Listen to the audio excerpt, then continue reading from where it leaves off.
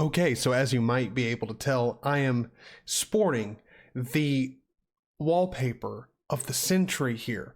I am supporting and, giving a big, big shout out to the best operating system that's ever been created, Microsoft's Windows 10. Yeah. Now, really what I'm doing by having this wallpaper here is I want to talk about, well, for one, I just changed the wallpaper because it was relevant. But two, I want to talk about why Windows 10 and the majority of people who still use Windows 10, why they're still using it if it's not for a very specific reason, such as, you're heavily, for whatever reason, into Adobe software, or maybe you have to use Adobe software for work or something. Maybe that's the reason, but in all cases, when it comes to stuff like that, like if you're a Premiere user, have you tried DaVinci Resolve? It works on Linux, and almost all the professionals are starting to switch over to it because Premiere has crap. Just that's simple way to put it. It is. And then, the old argument of, well, Photoshop's better than GIMP. No, it's not. Also, not many people know this, but if you wanted to, convince that person who continues to be like, well, I'm not switching over because Photoshop. There's actually a fork of GIMP that's designed to look exactly like Photoshop. Just search it. Just search Photoshop GIMP, and I believe I think it's like the second or third link that shows up. So, yeah. You can get GIMP where the UI looks exactly like Photoshop, so it's easy to comprehend if you are from Photoshop. So the argument of software compatibility and game compatibility, really, that's not a fair argument nowadays at all. Because let's talk about gaming. If you're a gamer, when it comes to Linux, everything just works. And if it doesn't, it's because it has anti-cheat enabled. And the games that have anti-cheat enabled, and it's like a must for you to have, are obviously multiplayer games. And if you are a hardcore gamer and you're playing online games that require anti-cheat, you could just use a game streaming service and get around that. Or you could just have, one PC that you reluctantly allow to run Windows and just stream all your games from every other computer in the house. So that's another option.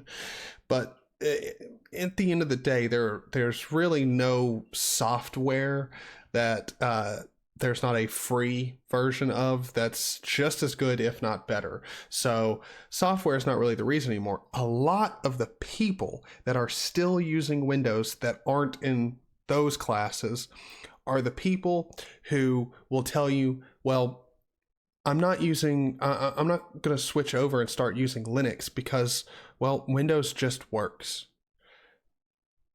And that's the thing that we need to address, because to the layman, Windows does just work. The problem is not everybody is a professional user or a power user when it comes to their PC. They're not editing videos or doing, mission critical stuff where if your operating system decides to do an update in the middle of it, it ruins stuff. Most people aren't like that. And I want to go ahead and I'll talk about a specific example. I was over talking with a buddy, trying to convince him to use Linux. By the way, Willie G, if you're watching this, shout out to you, brother. But we were playing games and doing stuff in his computer. I believe he actually ended up allowing it to do an update, like it asked him, and he did it. But he did it so fast that to me it just seemed like it was an automatic update. And I was like, there it goes, like literally perfect timing. But whether he chose to update or not, let's all be honest, Windows will sometimes just decide that whether you want to or not, it's time to update. And that type of stuff on Windows is not unheard of. And then even more than that, you'll have to reboot your PC when it starts an update, as well as if you update the PC and it takes successfully, there's a good chance that that Windows update will break a whole bunch of stuff. Yay. But updates and all of that stuff, which typically used to be the route that, Linux evangelists would take to be like, hey, this is a main reason that why you don't need to be using Windows. That's not really that common. Not the layperson doesn't typically have an automatic update that destroys something. Normally, if they get an update, well, it's, oh crap, now it's time for a cup of coffee. Get up, go make the cup of coffee, come back, hopefully wait just a minute for it to finish, and then go about your day.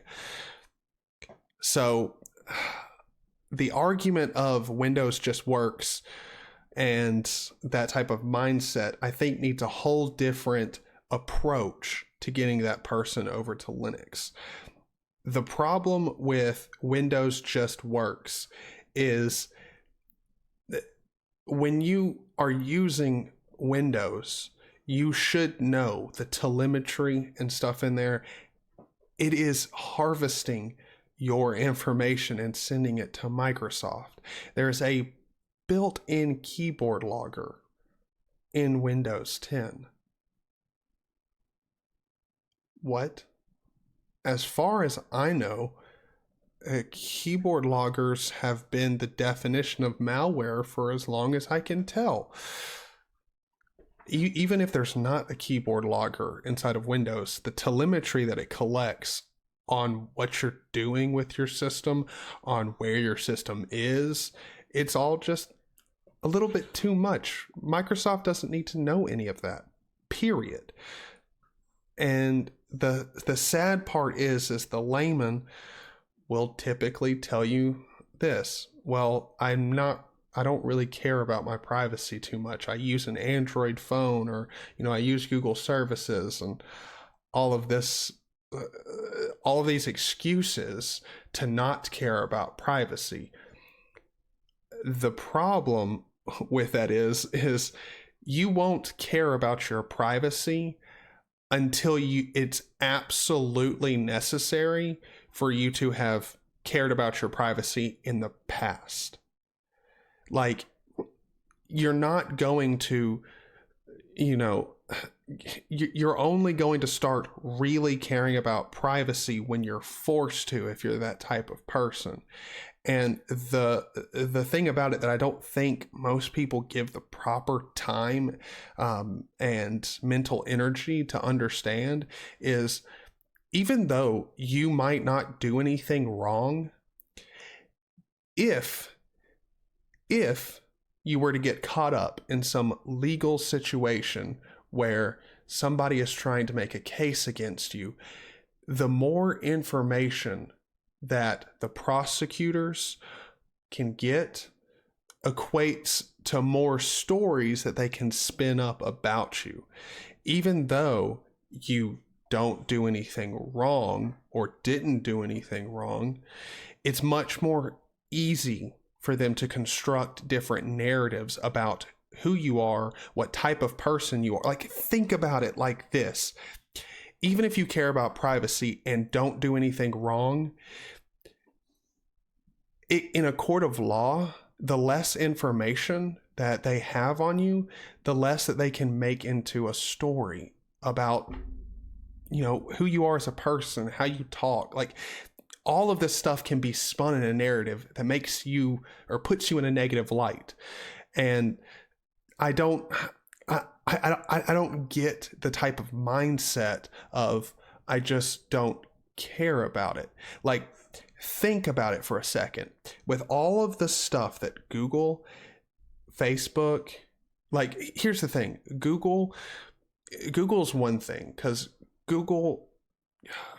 the problem with Google that I find is, even though I want to be completely away from Google and everything, is YouTube's a fantastic platform, and it's a really good way to reach people who haven't heard of Linux and don't care about their privacy and don't know that they should care about their privacy. So to me, Google's one of those platforms where, yeah, it's not good to be on because of the way they collect data and everything, but it's one of those evils that's just hard to get away from, because it's a, even though it is a platform that is harvesting my private information, at the same time, I know that is something that I give up to hopefully reach someone else and make them care about their privacy. And I think that's valuable. But when it comes to Facebook, like, think about it honestly. Does Facebook provide any real value to your life at all? At all? Probably not. And on top of that, if let's just say Stalin was to wake up in today's America, and today's America be exactly like the government that he envisioned, I mean, all of these tools, like tools too, but Facebook, I mean, they would have been of his design. Like, they're perfect. Everyone uses these platforms. They harvest all types of, I mean, almost everything about you. When it comes to Facebook, I mean, if you're still using Facebook, why? It doesn't matter that your family's using it or whatever. Your family most likely has a cell phone. If they're using Facebook, even on a computer, and they don't have a cell phone, they've got an email address. You don't have to be on Facebook. Anyway, when it comes to this type of stuff, if you're not caring about your privacy now, there might be a day where you don't just care about privacy, but it was critical that you cared about your privacy 5 years beforehand. It's just common sense. Like, why would you choose to use, like, the argument of what's broke don't, or, you know, if it's not broke, don't fix it, doesn't apply to Microsoft and Windows 10, because it is broken. It is broken. Like, the idea that you are okay with someone virtually standing over your shoulder and watching everything that you do is nuts. You would not allow somebody, much less a big company, to send a representative around with you to watch you, you know, do stuff in your room, to see what shows you like to watch. You would not allow someone, let's just say it was a government official or a company's representative, is perfect, come over into your house and watch everything that you do there. And then if you have your Microsoft account tied to your phone, stuff like that, I mean, we carry around these devices right here, and it is so upsetting because we are carrying around a device that has a microphone in it, a camera. So I'm going to be trying to completely get rid of my phone here before too long. And by here before too long, I mean over the next week. I'm going to see if I can slowly get everything off of my phone that I typically use on it. You know, like I use messaging apps like Signal and Telegram. Prefer Telegram because just I have more people that use it, and that's really what makes a messaging app, like, let's be real. But anyway, I don't necessarily need a phone, so I'm going to stop carrying it around. And I'm definitely not going to install Windows 10. Why?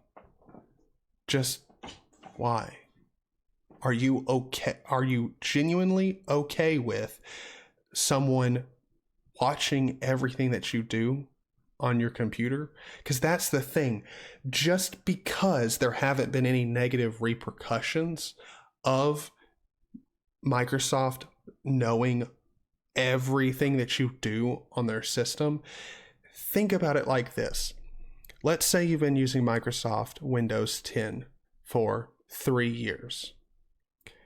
if you quit and switch over to using Linux now, 10 years from now, Microsoft could have a database leak or some hack gets done where the personal information they gathered for that 3 years becomes public.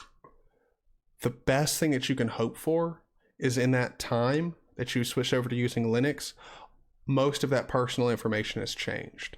You know, obviously your name probably won't, but you know, your IP address, stuff like that, hopefully all that's changed, and you know, just it's all changed and it's no longer relevant. And if see, I haven't done that much research into the keyboard logger on Windows, so for all I know, it could have been taken out because of public backlash.